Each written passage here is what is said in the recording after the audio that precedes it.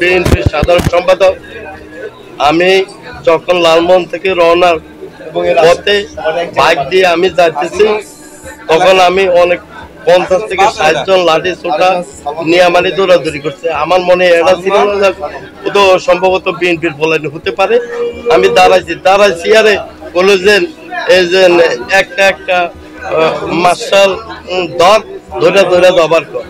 পরে যারা আমার একটা বাড়ি দিছে, বাড়ি দেওয়ার পর আমারে বললো যে আমি ইব্রাহিম হাফিজের ভাই গিয়াসউদ্দিন আল মামুনের সাথে কথা বলছি। আমি বললাম না, আমি তো তার সাথে কথা বলে নাম্বারও নাই, তোমরা চেক করো। তারপরও আমার এলো পাতারি আমারে পিটাইতেছে। আমি আমার আর একটা জিনিস আপনারা ফলো করেন, আমার আইডি নম্বর ডাক্তার মোহাম্মদ সিদ্দিকুর রহমান। আমি 5 তারিখের পরে আমি দেশ নায়ক তরুণের অহংকার জনাব তারেক রহমানের উদ্দেশ্য করে আমি সবসময় আমি লিখতাম যে চাঁদাবাজি এই দেশে চলবে না। জানি না আমার এই কথাগুলা তারেক দিয়ে পর্যন্ত বুঝবে কিনা।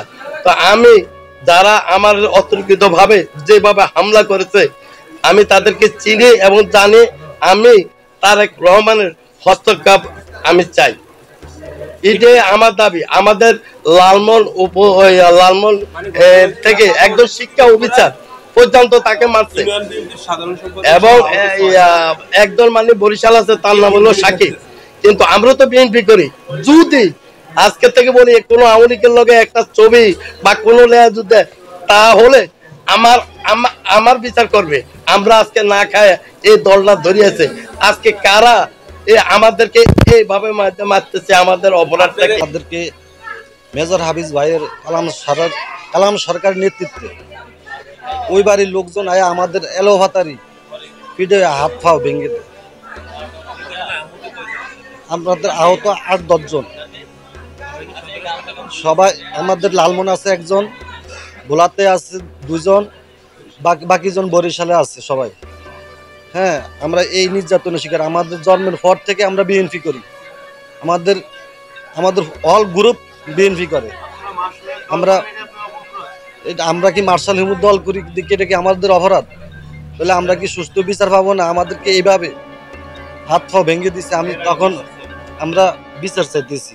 ঘটনা ঘটে তখন আমি পাশাপাশি একটা বাজারে থাকি। বাজার থেকে শুনি যে আমাদের এখানে 2টা গ্রুপের সংঘর্ষ হয়েছে, মূলত মার্শাল হিমুল এবং মেজর হাফিজের 2টা গ্রুপের সংঘর্ষ হয়।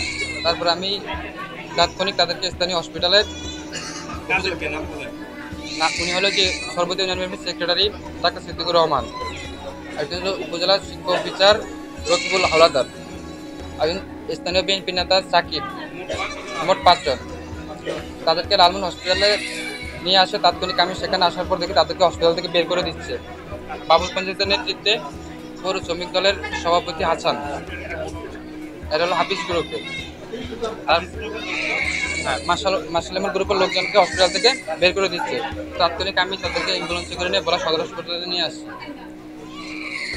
এখন একজন বরিশাল রেফার করছে, বাকি দুজন বলা সদর হসপিটালে আছে, আর বাকি 2জন লালমোহনে আছে।